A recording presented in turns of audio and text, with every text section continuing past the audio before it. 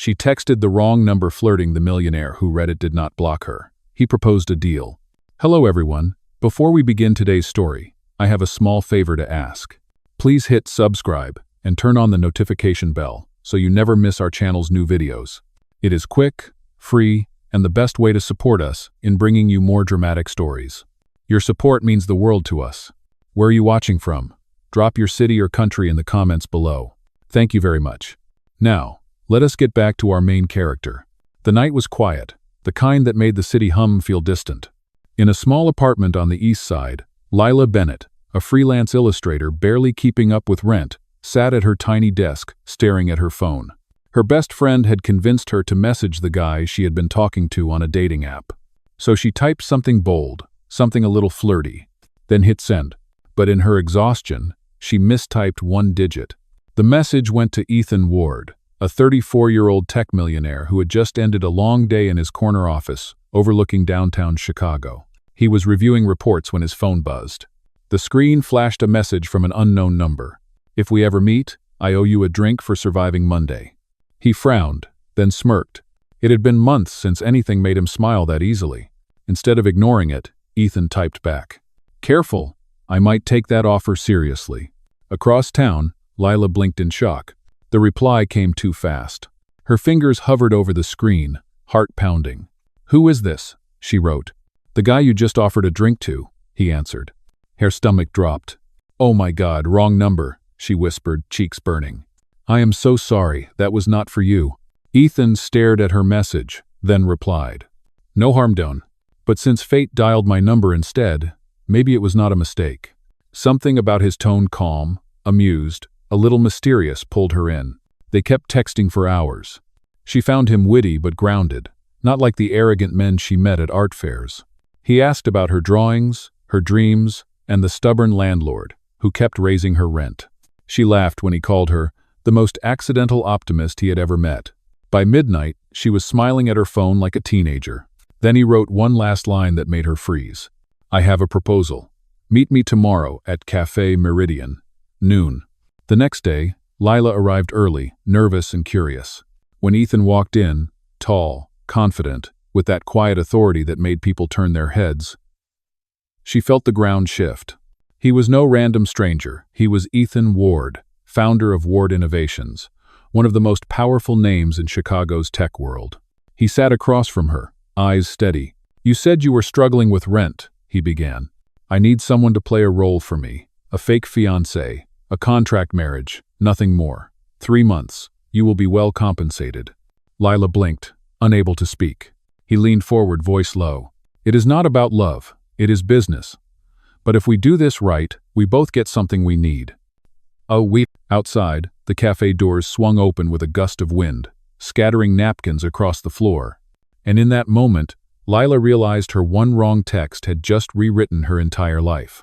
Lila sat frozen across from Ethan, trying to understand whether he was serious. His words replayed in her mind like an echo: a fake fiancé, a contract marriage. The cafe around them buzzed with soft chatter, cups clinking, and the faint scent of roasted coffee. Outside, snow flurries drifted past the window, but inside, everything in her world had stopped. "You are joking," she finally said, half laughing, half terrified. Ethan's expression did not change. "I am not joking. I need to present stability to my company board. They have concerns about my personal life, and I need someone the media will respect. Someone real, not a model or influencer." Lila blinked. "And you think I look real enough for that?" He smiled slightly. "Exactly. You have a warmth they cannot fake." She stared at him, unsure whether to feel flattered or insulted. "And in return, you will have financial security," he said calmly. "A contract worth enough to pay your rent for years. Plus, you will receive a full scholarship to the art institute you mentioned last night."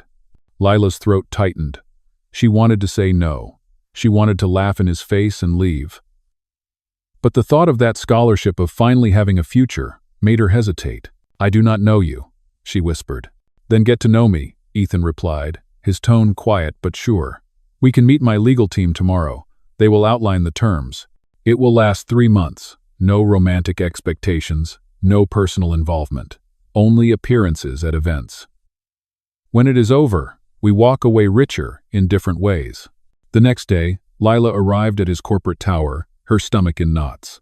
The building gleamed with glass and steel, its lobby lined with marble and security guards in tailored suits. She followed the receptionist's directions to the top floor, where Ethan waited beside a conference table covered in papers. His lawyer, a woman named Rachel, walked her through each clause. No public affection outside agreed appearances. No interference in personal affairs. Confidentiality required. In exchange, Ethan would cover her expenses and pay a significant fee at the contract's end. When Lila finally signed, her hands trembled. Ethan extended his hand, his expression unreadable. "Welcome to the arrangement," he said softly. Over the next week, her life shifted like a movie montage. A stylist adjusted her wardrobe, a media coach taught her posture and speech, and Ethan's assistant, Lucas, scheduled charity galas and press dinners. Lila practiced smiling in the mirror, trying to look confident instead of terrified. Their first public appearance came sooner than she expected, a charity event hosted at the Grand Whitmore Hotel. Cameras flashed the moment they stepped from the car. Ethan offered his arm, his calm presence grounding her. "Just breathe," he murmured. "You belong here." Inside the ballroom, gold chandeliers shimmered above crystal glasses and designer gowns. Lila caught her reflection in one of the mirrors and almost did not recognize herself. The girl who once drew portraits at coffee shops now stood beside a millionaire, pretending to be his fiancée. Reporters called their names, microphones lifted. Ethan leaned close and whispered, "Smile once, then let me speak." She nodded, following his lead as he addressed the crowd with effortless charm. When one journalist asked how they met, he said, "By chance. Sometimes the wrong number turns out to be the right one." The room laughed softly, enchanted. For the first time, Lila felt the surreal tension ease. Maybe she could pull this off. Maybe this strange arrangement would not destroy her. But when Ethan's hand brushed against hers as they posed for photos, a spark she did not expect flickered between them, brief, dangerous, and impossible to ignore. That night, as the limousine carried them home through the snow-dusted streets of Chicago, Lila looked out the window and whispered to herself, "This is just business." But her heart already knew she was lying. The following morning, Lila woke to the sound of her phone vibrating on the nightstand. It was Ethan's assistant, Lucas, reminding her about a lunch meeting with the company board. Her first official duty as Ethan Ward's fiancée. She sat up, rubbing her eyes, still disoriented by the penthouse suite she now lived in temporarily. The city stretched wide beneath the glass windows, a skyline she used to admire from the sidewalk. Now she was inside it, yet somehow more nervous than ever. A few hours later, she stepped out of the elevator into the headquarters of Ward Innovations. The place buzzed with quiet efficiency, all sharp suits and hushed tones. Ethan stood by the window of the boardroom, reviewing files. He looked up when she entered, his expression softening. "You are right on time," he said. "Remember, they do not have to believe we are in love. They only need to believe we are united." She nodded, her palms damp. "I can do that." When the board members arrived, Ethan introduced her with ease. "This is Lila Bennett, my fiancée. She will be joining me for the foundation's next round of charity initiatives." Lila smiled politely, repeating the small script she had rehearsed all morning. Yet, when one executive raised an eyebrow and muttered, "Convenient timing," she felt her pulse quicken. Ethan caught it too. Without missing a beat, he placed his hand over hers on the table, his thumb brushing lightly across her knuckles. The gesture was calculated, but her heart did not care. After the meeting, they rode the elevator in silence, until Ethan finally said, "You handled that perfectly." "I almost forgot how to breathe," she admitted. "Good. It made you look human," he replied. And for the first time, she saw the faintest hint of humor behind his usual composure. That evening, he insisted they attend a private dinner with potential investors. The restaurant glowed with candlelight and soft jazz. Lila wore a simple black dress that one of the stylists had chosen. When she stepped out, Ethan stared for a second longer than necessary before saying quietly, "You look perfect. Do not let them see you doubt that." No. Throughout dinner, she played her part, laughing when required, listening intently, adding small remarks about Ethan's charitable work. The investors seemed impressed. But under the table, she felt his knee brush against hers, whether by accident or something else she could not tell. Later, as they left the restaurant, reporters appeared, their camera flashes lighting up the night. One of them shouted, "Ethan, when is the wedding?" Ethan tightened his arm around her waist. "Soon," he said smoothly. When she finally says yes. The crowd laughed, flashes popping like fireworks. Inside the car, Lila stared at him, half stunned. "You did not tell me you were going to say that." "I needed to end the questions," he said simply. "And it worked." "You make everything sound like a business transaction," she murmured. He turned toward her, his voice quiet but firm. "Because that is what this is." "No." The silence between them stretched as the car moved through the streets of Chicago. Lila looked out at the passing lights, her reflection pale in the window. Yet beneath the words, beneath the contract and conditions, something unspoken began to build a quiet recognition that neither could label. When they reached the penthouse, Ethan opened the door for her. "You were remarkable tonight," he said softly. She nodded, unable to meet his eyes. Hours later, she lay awake staring at the city lights below, the words replaying in her head. This is just business. But she could still feel the warmth of his hand on hers, the calm steadiness of his voice when he defended her. And for the first time, Lila wondered if this arrangement was protecting her or slowly changing her. Days turned into weeks, and Lila slowly grew accustomed to the rhythm of her new life. Every morning began with a driver waiting downstairs, every afternoon filled with scheduled appearances, interviews, and fittings. She learned how to smile for the cameras, how to nod when someone praised Ethan's success, and how to stay silent when they whispered that she was lucky to have caught his attention. Behind closed doors, the penthouse was quiet. Ethan spent most of his nights in his study, surrounded by files and glowing monitors. Lila often passed the open door and caught glimpses of him, tie loosened, sleeves rolled up, his face illuminated by the soft light of the city. He rarely spoke unless it was necessary, but every time their eyes met, she sensed something unspoken beneath his calm exterior. One Friday night, she found him still working long after midnight. The rain outside beat softly against the glass. "You should rest," she said from the doorway. "Even billionaires need sleep." He glanced up, surprised. "I will, eventually." She stepped inside, crossing her arms. "Do you ever take a break?" "Not often," he replied, setting down a file. "The company never sleeps." "Maybe that is the problem," she said quietly. "You are always working to prove something that you already are." For a moment, Ethan said nothing. Then his voice softened. "You remind me of someone I used to know." She said almost the same thing before she walked away. Lila hesitated. "Was she the reason you started this contract?" He looked out at the rain. "She was the reason I stopped believing in love." The silence hung heavy between them. Lila wanted to ask more, but the sadness in his tone made her stop. She simply nodded and turned to leave. Before she reached the door, he said softly, "Thank you for asking anyway."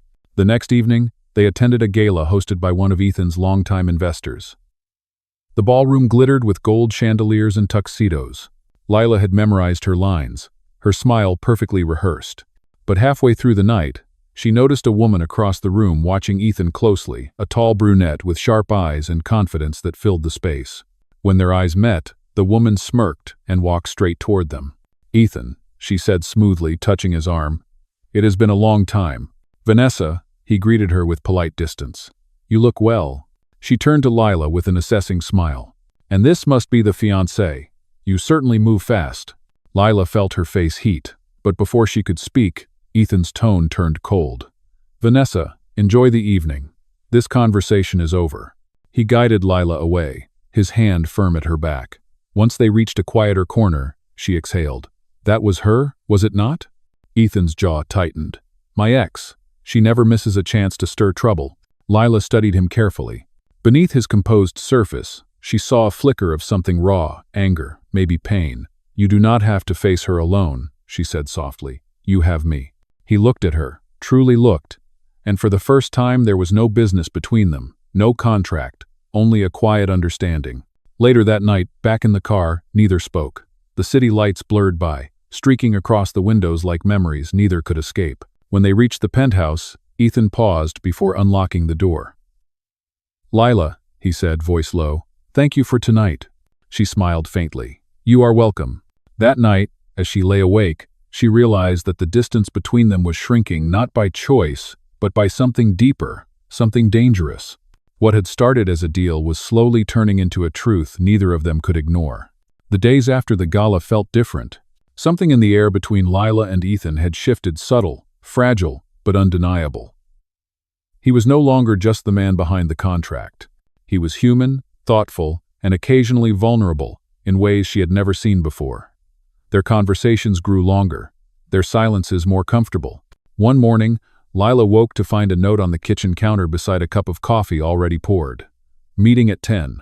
You did great last night, E." She smiled without meaning to.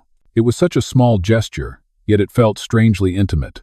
Later that week, they prepared for another charity event, this one hosted by the Ward Foundation itself. The ballroom was larger, grander, filled with media and investors.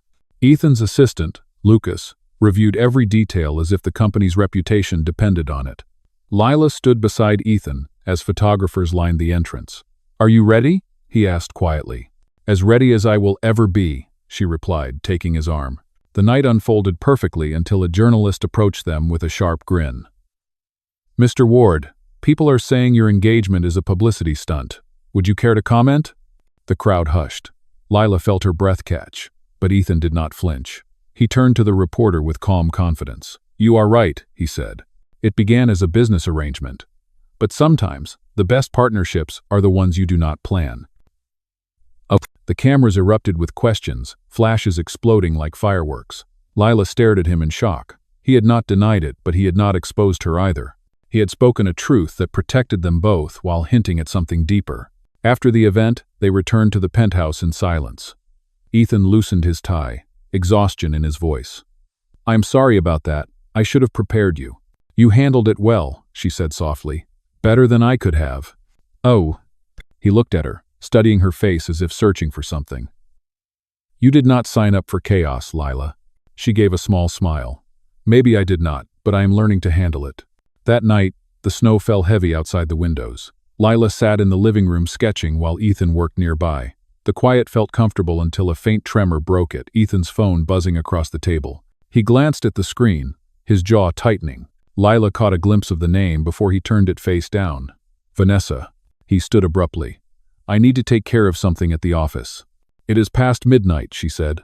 He hesitated, then forced a smile. "I will not be long." But Ethan did not return until dawn. When he finally walked through the door, his coat was damp, his expression grim. Lila sat waiting on the couch, her sketchbook closed.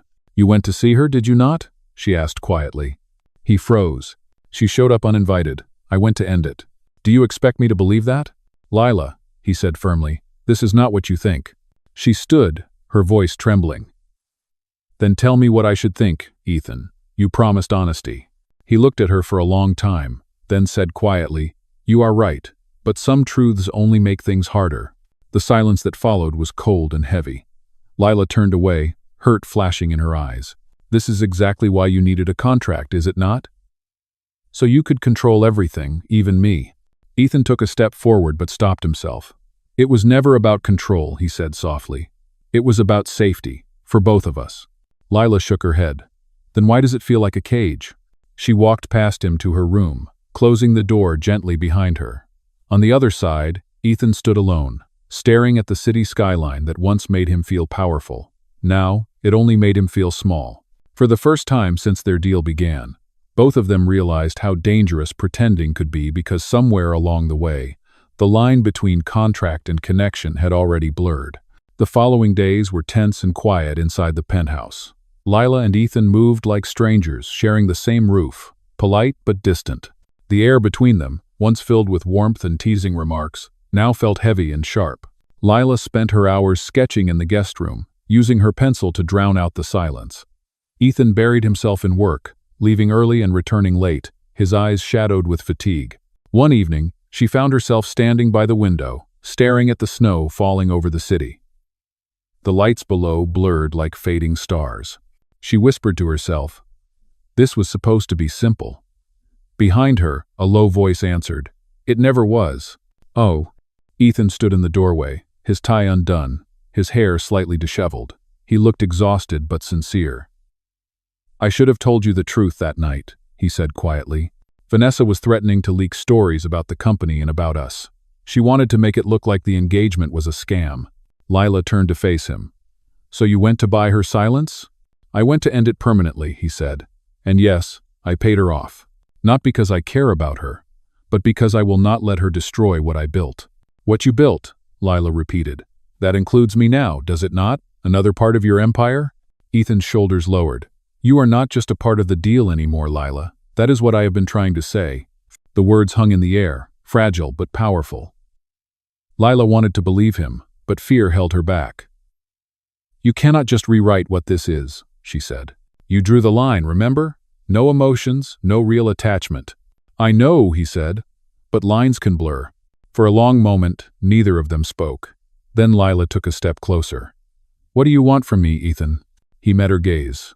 I want honesty. I want a chance to start over, without lies, without contracts. Before she could reply, the sound of Ethan's phone shattered the moment. He looked down, and his face hardened. It is the board, he said. They are calling an emergency meeting. Vanessa leaked something after all. Within an hour, Ethan was gone, leaving Lila with a growing sense of dread. The next morning, her phone buzzed with notifications, news headlines flashing across every screen. Ward Innovations CEO, accused of staged engagement to boost stocks. Her photo was everywhere, paired with words like fake fiancé, gold digger, and scandal. By the time Ethan returned, Lila was sitting on the couch, trembling.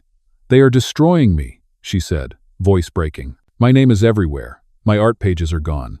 People are calling me a fraud. I will fix this, Ethan said firmly. I promise you. You cannot fix everything with money, she snapped. Sometimes you just need to be human. Ethan stared at her, guilt heavy in his eyes. I know, and that is exactly what I intend to be. He turned toward the door, determination in every step. Lila watched him go, her heart pounding with fear and something deeper hope. That night, she sat alone in the dark, scrolling through endless comments filled with hate. Her hand trembled as she closed the phone. For the first time, she wondered if she should leave before the storm grew worse. But part of her refused to run, because deep down, beneath all the chaos, she knew Ethan was fighting not just for his company anymore, but for her. Outside, the snow continued to fall over the city, soft and relentless, as if erasing everything that had come before. In that silence, Lila made a decision. She would not be just a part of his arrangement. She would stand beside him, no matter what truth came next. The next morning, the city woke to headlines that would not stop spreading. Every news station, every social feed carried the same image: Ethan Ward standing beside Lila at the gala, her smile frozen under the word fake. The scandal had exploded overnight. Ward Innovations stock was already dropping, and the board demanded Ethan's immediate explanation. At the penthouse, Lila packed her things quietly. She knew this moment was coming. The silence between them had turned into a storm. When Ethan arrived, his eyes went straight to the suitcase by the door. "Where are you going?" he asked. "I am leaving before I make things worse," she said softly. "Your company is falling apart because of me." Ethan stepped forward. "You think running will help? That is exactly what they want to see us broken." "This was your world, Ethan," she said, her voice trembling. "I never belonged in it. I was supposed to pretend, remember? It was never meant to be real." He shook his head. "It became real the moment you stopped caring about the cameras." Before she could answer, his phone rang again. He looked at the screen, grimaced, and answered. It was Rachel, his lawyer. "Ethan, you need to get here now," she said urgently. "The board has called an emergency vote. They are preparing to remove you as CEO." Lila's breath caught. Ethan's face went pale, but his voice remained steady. "Tell them I will be there in 20 minutes. He hung up and looked at her. "I have to go." "I know," she said quietly. "But you cannot fight them and protect me at the same time." "I'm not choosing between those two things," he said, "because protecting you is how I fight." When he left, the apartment felt impossibly empty. Lila sat on the couch, staring at the contract that had once defined her life. The paper looked meaningless now. She ripped it in half, then folded the pieces into her sketchbook. Meanwhile, Ethan faced the boardroom alone. 12 men and women waited behind a long table, their expressions cold and certain. One of them, Mr. Hale, slid a folder across the table. "The media exposure has cost us millions," Hale said. "You manipulated company image for personal gain. We cannot trust your leadership." Ethan remained calm. "You think I would risk everything I built for publicity? You think love or whatever this started as was part of a strategy?" Hale frowned. Then prove it. Ethan reached into his briefcase and placed a file on the table. Inside is every transaction between me and the Ward Foundation. Every cent accounted for. You will not find a single unethical act. He paused, his gaze steady. But if you think removing me will save the company, go ahead. I would rather lose my title than my integrity. For a long, tense moment, no one spoke. Finally, Hale leaned back, uncertain. We will review this, he said quietly. Ethan left the room without waiting for an answer. When he returned home that evening, Lila was gone. Only her sketchbook remained on the table, the contract folded between its pages. On the first page, she had drawn a sketch of two hands reaching toward each other, one trembling, the other steady. Beneath it, she had written a single line.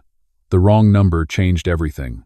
Ethan closed the book and stood by the window, watching the city lights flicker below. For the first time in years, he did not feel powerful or in control. He only felt the hollow space where she should have been. Outside, the wind howled across the skyline. Somewhere in the distance, the world kept moving, but inside that glass tower, time seemed to stop. Because for Ethan Ward, the deal was over. But the real story had just begun. A week passed, and the headlines began to fade, replaced by fresher scandals and louder news. But for Ethan, the silence that followed was worse. The company's crisis had cooled, the board postponed their vote, and the market slowly recovered, yet none of it mattered. The penthouse felt lifeless without Lila's laughter echoing through the hallways or her sketches scattered across the coffee table. Every night, he found himself staring at her empty chair, wondering if she had made it out of Chicago, or if she was still somewhere nearby, trying to start over. One evening, as he scrolled through unread emails, something new caught his eye. A message with no subject line. The sender was Bennett, Lila. His chest tightened as he opened it. There were only a few words. You once said you wanted honesty. I am showing my work at the Riverside Art Fair tomorrow. No press, no contracts, just truth. The next day, Ethan arrived quietly at the art fair. The space was small, built inside an old brick warehouse filled with paintings, sculptures, and the soft hum of conversation. People moved from piece to piece, admiring each artist's work. And there, near the back of the hall, stood Lila. Her hair was tied back, a paint stain on her wrist, her eyes brighter than he remembered. He hesitated before stepping closer. She looked up and froze, her breath catching when she saw him. Ethan, she said softly, I did not think you would come. I almost did not, he admitted. But then I remembered what you said about honesty. They stood in silence for a moment, until he turned to the canvas beside her. It was a painting of two figures standing in the rain, facing opposite directions but sharing the same umbrella. The brushwork was delicate, the colors muted but full of emotion. The small plaque beneath it read, The Arrangement. It is about us, she said quietly. About what was real and what was not. He looked at the painting, then at her. And what part was real to you? Her eyes met his, the part that hurt. Ethan exhaled slowly. Lila, I did not mean for it to end the way it did. I thought I was protecting you. By lying to me? She asked. By trying to control something I did not understand, he said. I thought I could manage everything, my company, my reputation, even you. But I was wrong. She looked away, folding her arms. You still do not get it, Ethan. You never needed to manage me. You just needed to believe me. For a long moment, he said nothing. Then he took a step closer. Then believe me now, he said. The company can replace me tomorrow, and I would not care. But losing you, that was the one thing I cannot recover from. Lila's eyes softened, but she did not answer. The noise of the fair continued around them, voices, footsteps, the sound of a child laughing somewhere in the distance. Then, quietly, she said, You once told me you do not believe in love anymore. What changed? You did, he said simply. Her lips trembled, caught between disbelief and hope. For a second, she looked at him the way she had on their first night at the cafe, hesitant, uncertain, but drawn in despite herself. Then she whispered, I do not know if I can trust you again. Ethan nodded. Then let me earn it. He reached into his coat pocket and placed something on the table beside her, a folded piece of paper, the torn contract she had left behind, now carefully taped back together. On the bottom, in bold handwriting, he had written one new line, no terms, no end date. Rel. Lila looked at the paper, then back at him. The world around them blurred until it was just the two of them, standing in front of the painting that had told their story. For the first time, there was no deal, no performance, and no need for words, only the quiet recognition of two people who had stopped pretending and finally started to feel. The months that followed were quiet but filled with change. Lila's exhibition at the Riverside Art Fair became a small success story that spread through local media. People loved her art because it felt real, raw, and unfiltered, just like the woman behind it. She rented a small studio near the river, painting during the day and teaching art classes to children in the evenings. It was the kind of life she had always wanted, simple and free. Ethan, on the other hand, had stepped down from his position as CEO of Ward Innovations. He handed control of the company to his board, choosing to stay on only as an advisor. Many called it a fall from power, but he saw it as a return to peace. For the first time in years, his days were not dictated by shareholders or strategy meetings. He began visiting community programs that his foundation had supported, quietly funding new initiatives in art and education. Every visit reminded him of Lila, the woman who had taught him that leadership without empathy was nothing but ego. They did not see each other for almost 3 months. Every so often, Ethan would find her name in an article or see her artwork displayed in a local gallery, and his chest would tighten with something that felt like regret and gratitude at once. He wanted to reach out, but he also knew that timing mattered. Then one evening, as the city lights flickered against the river, he received a message from an unknown number. It read, "You left a painting unfinished." He smiled instantly. When he arrived at her studio, she was alone, cleaning brushes. The room smelled faintly of turpentine and lavender oil. Sunlight streamed through the tall windows, casting golden lines across her face. She looked up, and the smile that curved her lips was shy but genuine. "You came," she said. "You asked," he replied. She handed him a brush. "I never finished this one," she said, pointing to a large canvas on the wall. It was an abstract piece, soft hues of blue and gray, intersected by streaks of gold. "It started as a storm," she said, "but I think it deserves a sunrise." Ethan stood beside her, unsure what to say. Finally, he dipped the brush into the paint and added a single stroke of light across the corner. "There," he said quietly. "Now it has one." Lila looked at the painting, then at him. "You are different," she said. "I finally learned to stop fighting what is real," he replied. They stood there for a long time, the silence between them peaceful, not heavy. Then Ethan reached into his coat pocket and pulled out a small box. Inside was not a diamond ring, but a simple silver band engraved with 2 words. "No contract." He held it out to her. "This is not a proposal out of guilt or obligation," he said. "It is a promise to never make our love a deal again." Lila's eyes filled with tears. She took the ring, her fingers trembling. "Then this time," she said softly, "I say yes for real." Outside, the last of the daylight faded, giving way to the glow of the city. The river shimmered like glass, reflecting the warmth from the studio windows. A few months later, their wedding was small and private, held in the same art gallery where Lila had once shown her first collection. Friends, colleagues, and even some former board members attended, their faces softened by joy. As they exchanged vows, Ethan whispered, "For a deal that began with a wrong number, it ended exactly where it should have." Lila smiled through her tears. "No deals, Ethan, just us." When the ceremony ended, they stood beneath the string lights, surrounded by laughter and the gentle hum of music. For the first time, there was no contract binding them, only a choice, honest, equal, and true. And somewhere between the echoes of applause and the sparkle of the city outside, it became clear. The mistake that had once rewritten their lives had never been a mistake at all. It had been fate, disguised as a wrong number.